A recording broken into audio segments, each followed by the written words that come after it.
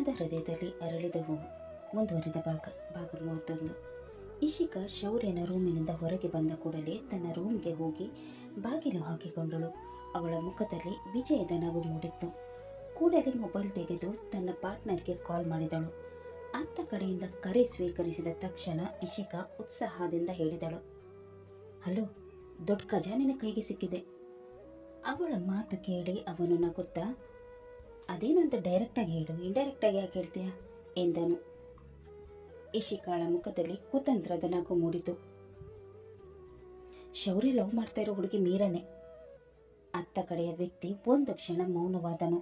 ನಂತರ ಆಶ್ಚರ್ಯದಿಂದ, ಹೌದಾ, ನಿಜ ಹೇಳ್ತಾ ಇದೆಯಾ ಎಂದು ಕೇಳಿದನು.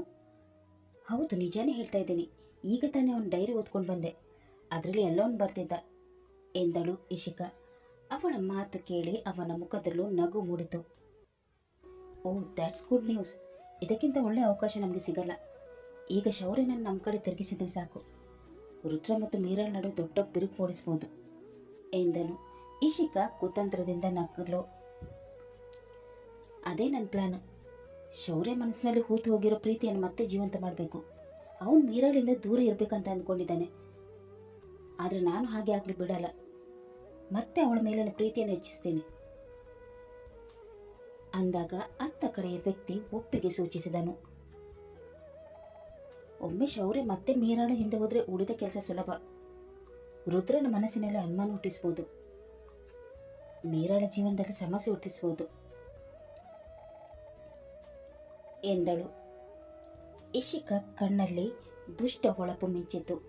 ಹೌದು, ಈ ಆಟ ಈಗಷ್ಟೇ ಶುರುವಾಗಿದೆ. ಈ ಬಾರಿ ಮೀರಾ ನನ್ನ ಕೈಯಿಂದ ತಪ್ಪಿಸ್ಕೊಳ್ಳಕ್ಕೆ ಸಾಧ್ಯನೇ ಇಲ್ಲ ಎಂದು ಇಶಿಕಾ ಕುಹಕವಾಗಿ ನಕ್ಕಿದಳು. ನಂತರ ಫೋನ್ನ ಆ ಕಡೆಯ ವ್ಯಕ್ತಿ ಹೇಳಿದನು, ಅವನನ್ನು ನಮ್ಮ ಕಡೆ ತಿರುಗಿಸೋ ಜವಾಬ್ದಾರಿ ನಿಂದು. ಶೌರ್ಯ ಮತ್ತೆ ಪ್ರೀತಿ ವಿಚಾರದಲ್ಲಿ ಹುಚ್ಚನಾಗಬೇಕು. ಅಣ್ಣ ತಮ್ಮ ಇಬ್ಬರ ನಡು ಬಿರುಕು ಮೂಡಬೇಕು. ಅವರು ಒಬ್ಬರ ವಿರುದ್ಧ ಇಬ್ಬರು ನಿಂತರೆ ನಮ್ಮ ಕೆಲಸ ತುಂಬ ಸುಲಭ ಆಗುತ್ತೆ ಎಂದಾಗ ಇಶಿಕಾ ಆತ್ಮವಿಶ್ವಾಸದಿಂದ ನಗತೊಡಗಿದಳು. ಅದರ ಬಗ್ಗೆ ನೀನು ಚಿಂತೆ ಮಾಡಬೇಡ. ಶೌರ್ಯನ ಮನಸ್ಸು ಈಗಾಗಲೇ ದುರ್ಬಲವಾಗಿದೆ. ಸರಿಯಾದ ಸಮಯದಲ್ಲಿ ಸರಿಯಾಗಿ ಬೆಂಕಿ ಹಚ್ಚಿದರೆ ಸಾಕು. ಉಳಿದ ಕೆಲಸ ಅವನು ಭಾವನೆಗಳ ಮಾಡುತ್ತೆ ಎಂದಳು ಅವಳು. ಆಗ ಅವನು ಮಾತು ಮುಂದುವರಿಸುತ್ತಾ, ಆಮೇಲೆ ಇನ್ನೊಂದು ವಿಷಯ. ಇನ್ನೊಂದು ದಿನದಲ್ಲಿ ಕ್ಲೈಂಟ್ ಮೀಟಿಂಗ್ ಇದೆ. ನಾನು ಕೂಡ ನಿನ್ನ ಸೋಕೋಳ್ ಗಂಡನ ಜೊತೆ ಅಲ್ಲಿ ಬರ್ತಾ ಇದ್ದೀನಿ. ಆ ದಿನ ಮೀರಾಳಗತೆ ಅಧೋಗತಿ. ಆ ದಿನವೇ ರುದ್ರ ಮೀರಾಳನ್ನು ದೂಷಿಸಲು ಶುರು ಮಾಡೋ ದಿನ. ಅದಕ್ಕಾಗಿ ಬೇಕಾದ ಎಲ್ಲ ಅರೇಂಜ್ಮೆಂಟ್ಗಳು ಕೂಡ ನಾನು ಮಾಡಿದ್ದೀನಿ. ಈ ಬಾರಿ ನಮ್ಮ ಪ್ಲಾನ್ ಫೇಲ್ ಆಗಲ್ಲ ಇಶಿಕಾ. ಒಮ್ಮೆ ರುದ್ರನ ಮನಸ್ಸಿನಲ್ಲಿ ಅನುಮಾನದ ವಿಷಯ ಬಿತ್ತಿದ್ರೆ ಸಾಕು. ನಂತರ ಅವರ ಸಂಬಂಧ ತನ್ನಿಂತಾನೇ ಹೊಡೆಯುತ್ತೆ. ಆ ಜಾಗ ನಿಮಗೆ ನೆನಪಿರ್ಬೇಕಲ್ವಾ ಎಂದಾಗ ಇಶಿಕಾ ಒಮ್ಮೆ ಮಂಕಾದಳು. ಅವತ್ತು ನೀನು ನನ್ನ ಭಾವನೆ ಜೊತೆ ಆಟ ಆಡಿಬಿಟ್ಟಿದೆ. ನೀನು ಮಾಡಿದ ನಿರ್ಧಾರದಿಂದ ನನಗೇನು ಮಾಡಬೇಕೆಂದು ಗೊತ್ತಾಗಲಿಲ್ಲ. ಅದಕ್ಕೋಸ್ಕರ ನಾನು ಆ ನಿರ್ಧಾರ ಮಾಡಿದ್ದು ಎಂದಳು ಅವಳು. ಆದರೆ ನಿನ್ನ ಆ ನಿರ್ಧಾರದಿಂದ ನಮ್ಗೆ ಒಳ್ಳೆಯಾಗಿದೆ. ನಾನು ಅವತ್ತು ಆ ರೀತಿ ಮಾಡಿರಲಿಲ್ಲ ಅಂದಿದ್ರೆ ನೀನು ಇವತ್ತು ಐಷಾರಾಮಿ ಜೀವನ ನಡೆಸ್ತಾ ಇರಲಿಲ್ಲ ಶಿಖಾ. ಸರಿ ಸರಿ, ಈಗ ಅದೆಲ್ಲ ಬಿಟ್ಟಾಕು. ನನಗೆ ಅದನ್ನೆಲ್ಲ ನೆನಪು ಮಾಡ್ಕೊಳಕ್ಕೆ ಇಷ್ಟ ಇಲ್ಲ. ಅವತ್ತು ನಾನು ತಲೆ ಎತ್ತಿ ಬದುಕಬೇಕಿತ್ತು, ಅದಕ್ಕೆ ಆ ರೀತಿ ಮಾಡಿರೋದು. ಸ್ವಲ್ಪ ಹೊತ್ತು ಮೌನವಾಗಿ ಇದ್ದ ಅವಳು ನಂತರ ನಿಧಾನವಾಗಿ ಕೇಳಿದಳು,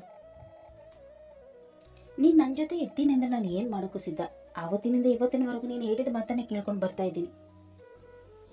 ನೀನು ನನ್ನನ್ನು ಮತ್ತೆ ಬಿಟ್ಟು ಹೋಗಲ್ಲ ಅಲ್ವಾ ಎಂದು ಆಸೆಯಿಂದ ಕೇಳಿದಳು. ನಾವಿಬ್ಬರು ಚೆನ್ನಾಗಿರ್ತೀವಿ ಅಂದ್ರೆ ನಾನು ಯಾಕೆ ನಿನ್ನನ್ನು ಬಿಟ್ಟು ಹೋಗ್ಲಿ? ಒಂದ್ಸಲ ನಾವು ಅಂದ್ಕೊಂಡಿರೋದು ಆದರೆ ನಮ್ಮ ಮುಂದೆ ಯಾರೂ ನಿಲ್ಲಕ್ಕಾಗಲ್ಲ. ಆಮೇಲೆ ನಾವು ಅಂದ್ಕೊಂಡಾಗಿ ಜೀವನ ನಡೆಸ್ಬೋದು. ಅವನ ಮಾತು ಕೇಳಿ ಇಶಿಕಾಳ ಮುಖದಲ್ಲಿ ನಗು ಮೂಡಿತು. ಹಾಗಾದ್ರೆ ಈ ಬಾರಿ ನಾವು ಸೋಲ್ಬಾರ್ದು.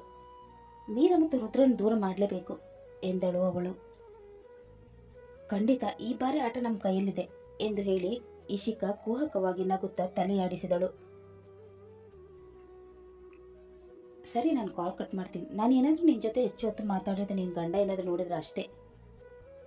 ಓಕೆ ಬಾಯ್, ಮತ್ತೆ ಕಾಲ್ ಮಾಡ್ತೀನಿ ಎಂದು ಹೇಳಿ ಕರೆ ಕಟ್ ಮಾಡಿದನು. ಇಶಿಕಾ ಮೊಬೈಲ್ ಕೆಳಗಿಟ್ಟು ಆಳವಾಗಿ ಉಸಿರೆಳೆದಳು. ನಂತರ ಅವಳ ತುಟಿಗಳ ಮೇಲೆ ಅಪಾಯಕಾರಿ ನಗು ಮೂಡಿತು. ಇನ್ನು ಸ್ವಲ್ಪ ದಿನ ಮೀರಾ, ಆಮೇಲೆ ನಿನ್ನ ಖುಷಿಗೆ ಅಂತ್ಯ ಆಗುತ್ತೆ ಎಂದು ಮನಸ್ಸಿನಲ್ಲಿ ಅಂದುಕೊಂಡಳು. ಇತ್ತ ರುದ್ರ ಮತ್ತು ಮೀರಾ ಆಫೀಸಿಗೆ ಬಂದು ತಮ್ಮ ತಮ್ಮ ಕೆಲಸದಲ್ಲಿ ನಿರತರಾಗಿದ್ದರು. ರುದ್ರ ಪೆಂಡಿಂಗ್ ಫೈಲ್ಗಳನ್ನು ಚೆಕ್ ಮಾಡುತ್ತಿದ್ದನು. ಮೀರಾಳಿಗೂ ಕೆಲವು ಮುಖ್ಯವಾದ ಕೆಲಸಗಳನ್ನು ಕೊಟ್ಟಿದ್ದನು. ಆದರೆ ಮೀರಾಳ ಗಮನ ಕೆಲಸದ ಮೇಲೆ ಇರಲಿಲ್ಲ. ಕೆಲಸ ಮಾಡುತ್ತಿದ್ದ ರುದ್ರನ ಕಡೆ ಅವಳ ದೃಷ್ಟಿ ಹೋಯಿತು. ಅವನನ್ನೇ ನೋಡುತ್ತಾ ಕಳೆದು ಹೋದಳು. ಅವನ ಗಂಭೀರ ವ್ಯಕ್ತಿತ್ವ, ಆತ್ಮವಿಶ್ವಾಸ ತುಂಬಿದ ನಡವಳಿಕೆ, ಆಕರ್ಷಕ ಮೈಕಟ್ಟು ಒಮ್ಮೆ ನೋಡಿದರೆ ಯಾರೇ ಆದರೂ ಆಕರ್ಷಿತರಾಗುವಂತಿದ್ದರು. ಮೀರಾಳ ತುಟಿಗಳ ಮೇಲೆ ಅರಿವಿಲ್ಲದ ನಗು ಮೂಡಿತು. ರುದ್ರ ಸರ್ ಎಷ್ಟು ಹ್ಯಾಂಡ್ಸಮ್ ಆಗಿದ್ದಾರೆ. ಮೊದಲಿವರು ನನಗೆ ರಾಕ್ಷಸ ಥರ ಕಾಣಿಸ್ತಾ ಇದ್ರು, ಆದರೆ ಈಗ ಸಾಕ್ಷಾತ್ ರಾಮನ್ ಥರ ಕಾಣಿಸ್ತಾ ಇದ್ದಾರೆ ಎಂದು ಮನಸ್ಸಿನಲ್ಲೇ ಅಂದುಕೊಂಡಳು. ತಕ್ಷಣ ಮತ್ತೊಂದು ಆಲೋಚನೆ ಮೂಡಿತು. ಆ ರಾಮನಿಗೆ ಒಬ್ಬಳೇ ಹೆಂಡತಿ, ಈ ರಾಮನಿಗೆ ಇಬ್ಬಿಬ್ರು ಹೆಂಡತಿಯರು ಎಂದುಕೊಂಡು ತಾನೇ ನಾಚಿಕೊಂಡಳು. ಇವರು ಯಾಕೆ ನನ್ನನ್ನು ಮದುವೆ ಆದರೆ ಅನ್ನೋದು ಇನ್ನೂ ಅರ್ಥ ಆಗಿಲ್ಲ. ಹೌದು, ನಾನು ಯಾಕೆ ಇವ್ರ ಬಗ್ಗೆ ಇಷ್ಟೆಲ್ಲ ಯೋಚಿಸ್ತಾ ಇದ್ದೀನಿ? ಮೀರಾ, ನಿನಗೆ ಲವ್ ಆಗಿಲ್ಲ ತಾನೆ ಎಂದು ತನ್ನನ್ನೇ ತಾನು ಪ್ರಶ್ನಿಸಿಕೊಂಡಳು. ಆದರೆ ಆ ಪ್ರಶ್ನೆಗೆ ಅವಳ ಮನಸ್ಸಿನ ಬಳಿ ಉತ್ತರ ಇರಲಿಲ್ಲ. ಕೆಲಸ ಮರೆತು ರುದ್ರನನ್ನೇ ನೋಡುತ್ತಾ ಕುಳಿತಿದ್ದಳು. ಅತ್ತ ರುದ್ರ ಫೈಲ್ ತಿರುಗಿಸುತ್ತಿದ್ದಾಗ ಅವನ ದೃಷ್ಟಿ ಮೀರಾಳ ಮೇಲೆ ಬಿತ್ತು. ಅವಳು ತನ್ನನ್ನೇ ನೋಡುತ್ತಿರುವುದನ್ನು ಗಮನಿಸಿದನು. ಅವನ ತುಟಿಗಳ ಮೇಲೆ ನಗು ಮೂಡಿತು. ಕಣ್ಸನ್ನೆಯಲ್ಲೇ ಏನು ಎಂದು ಕೇಳಿದನು. ಆದರೆ ಮೀರಾ ಇನ್ನೂ ಅವನನ್ನೇ ನೋಡುತ್ತಾ ಕಳೆದು ಹೋಗಿದ್ದಳು. ರುದ್ರ ಮನಸ್ಸಿನಲ್ಲೇ ನಕ್ಕನು. ಅರೆ, ಇವಳಿಗೆ ಏನಾಗಿದೆ, ನನ್ನನ್ನು ಯಾಕೆ ಈ ರೀತಿ ನೋಡ್ತಾ ಇದ್ದಾಳೆ ಅಂತ ಅಂದುಕೊಂಡನು. ನಂತರ ಪಕ್ಕದಲ್ಲಿದ್ದ ವೇಸ್ಟ್ ಪೇಪರನ್ನು ಮಡಚಿ ಸಣ್ಣ ಚೆಂಡಿನಂತೆ ಮಾಡಿ ಅವಳ ಮೇಲೆ ಎಸೆದನು. ಪೇಪರ್ ಬಂದು ಮೀರಾಳ ಭುಜಕ್ಕೆ ತಗುಲಿತು. ಅವಳು ಬೆಚ್ಚಿ ಬಿದ್ದು ವಾಸ್ತವಕ್ಕೆ ಬಂದಳು. ಎದುರಿಗೆ ರುದ್ರ ತುಂಟ ನಗೆಯೊಂದಿಗೆ ಅವಳನ್ನೇ ನೋಡುತ್ತಿದ್ದನು. ಏನ್ ಮಾಡ್ತಾ ಇದೆಯಾ ಎಂದು ರುದ್ರ ಕೇಳಿದನು. ಏನಿಲ್ಲ ಸರ್, ಕೆಲಸ ಮಾಡ್ತಾ ಇದ್ದೀನಿ ಎಂದಳು ಮೀರಾ. ರುದ್ರ ತುಂಟ ನಗುತ್ತಾ, ಈ ಥರ ಕೆಲಸ ಮಾಡೋದಾ? ಯಾಕೆ ಹೇಗೆ ನನ್ನ ನುಂಗೋ ಥರ ನೋಡ್ತಾ ಇದೆಯಾ ಎಂದು ಕೇಳಿದನು. ನಾನು ಇಲ್ಲ ಸರ್, ನೋಡ್ತಾ ಇಲ್ಲ ಎಂದು ಮೀರಾ ತಡವರಿಸಿದಳು. ಅವಳ ಮಾತು ಕೇಳಿದ ರುದ್ರ ತನ್ನ ಸೀಟಿನಿಂದ ಎದ್ದು ಅವಳ ಹತ್ತಿರ ಬರತೊಡಗಿದನು. ಅವನ ಪ್ರತಿಯೊಂದು ಹೆಜ್ಜೆಯು ಮೀರಾಳ ಹೃದಯ ಬಡಿತವನ್ನು ಹೆಚ್ಚಿಸುತ್ತಿತ್ತು. ಅವನು ಅವಳ ಎದುರು ಬಂದು ನಿಂತನು. ಏನ್ ಕೆಲಸ ಮಾಡ್ತಾ ಇದೆಯಾ? ಎಲ್ಲ ಕೆಲಸ ಬಿಟ್ಟು ನನ್ನನ್ನೇ ನೋಡ್ತಾ ಇರೋದನ್ನ ನೋಡಿಲ್ಲ ಅಂತ ಅನ್ಕೊಂಡೆಯಾ?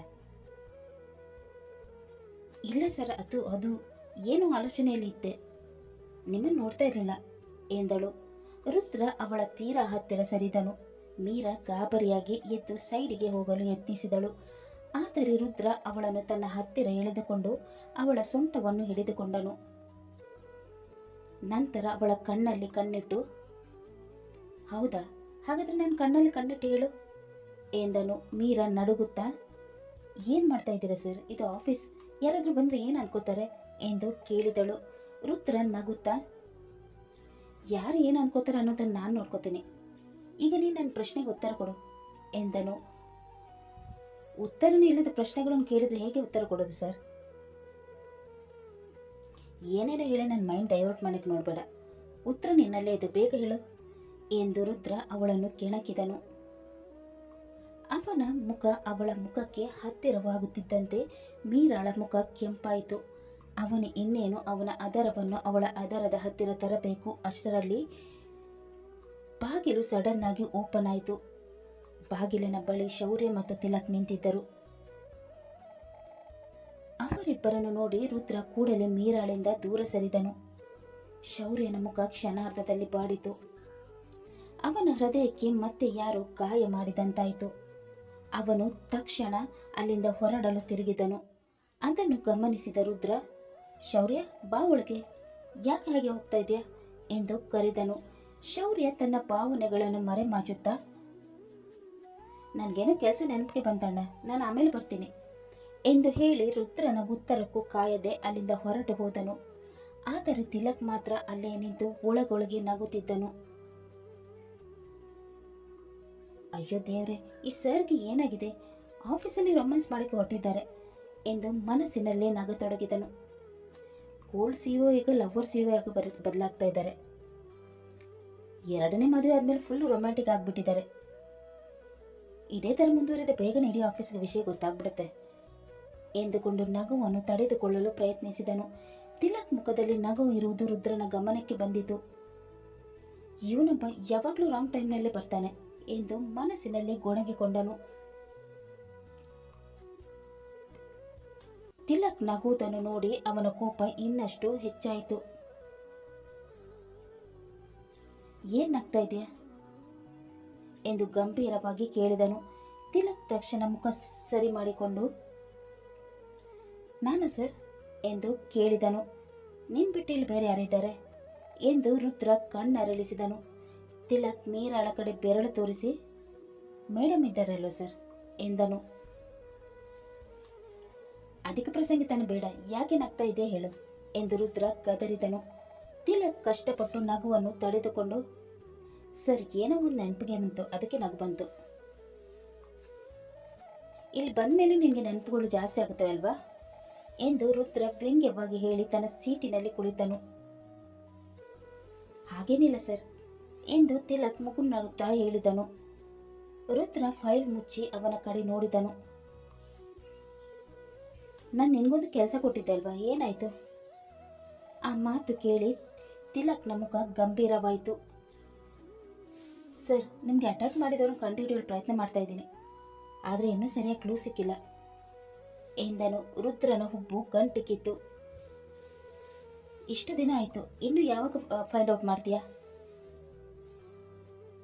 ಸ್ವಲ್ಪ ಟೈಮ್ ಕೊಡಿ ಸರ್, ಅವ್ರು ಯಾರು ಅಂತ ಖಂಡಿತ ಕಂಡುಹಿಡಿತೀನಿ ಎಂದು ಆತ್ಮವಿಶ್ವಾಸದಿಂದ ಹೇಳಿದನು. ರುದ್ರ ತಲೆಯಾಡಿಸಿದನು. ಸರಿ, ನಾಡಿದ್ದು ಕ್ಲೈಂಟ್ ಮೀಟಿಂಗ್ ಇದೆ ಅಲ್ವಾ, ಎಲ್ಲ ಅರೇಂಜ್ಮೆಂಟ್ ಆಗಿದೆಯಾ? ಆಗಿದೆ ಸರ್, ಪ್ರಪೋಸಲ್ ಕೂಡ ರೆಡಿಯಾಗಿದೆ, ನೀವು ಒಂದ್ಸಲ ಚೆಕ್ ಮಾಡಿ ಎಂದು ಹೇಳಿ ಫೈಲ್ ಅನ್ನು ರುದ್ರನ ಕೈಗೆ ಕೊಟ್ಟನು. ರುದ್ರ ಫೈಲ್ ತೆಗೆದುಕೊಂಡು ಓದಲು ಆರಂಭಿಸಿದನು. ಅವನ ಎದುರು ಕುಳಿತಿದ್ದ ಮೀರಾ ಮಾತ್ರ ಕೆಲಸ ಮಾಡುತ್ತಿರುವಂತೆ ನಟಿಸುತ್ತಿದ್ದಳು. ಆದರೆ ಅವಳ ಮನಸ್ಸಿನಲ್ಲಿ ಇನ್ನೂ ಸ್ವಲ್ಪ ಹೊತ್ತಿನ ಹಿಂದಿನ ಘಟನೆಗಳೇ ಓಡಾಡುತ್ತಿದ್ದವು.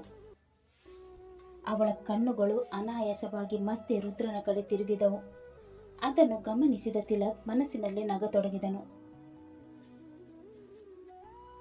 ಇಲ್ಲಿ ಫೈಲ್ಗಿಂತ ಲವ್ ಸ್ಟೋರಿ ಜೋರಾಗಿ ಓಡ್ತಾ ಇದೆ, ಆದರೆ ಇದನ್ನು ಸರ್ಗೆ ಹೇಳಿದ್ರೆ ನನ್ನ ಕೆಲಸ ಹೋಗುತ್ತೆ ಅಂತ ಅಂದುಕೊಂಡು ಸುಮ್ಮನಾದನು. ಇತ್ತ ತನ್ನ ಚೇಂಬರಿಗೆ ಬಂದ ಶೌರ್ಯ ಬಾಗಿಲು ಹಾಕಿ ಕುರ್ಚಿಯಲ್ಲಿ ಕುಳಿತನು.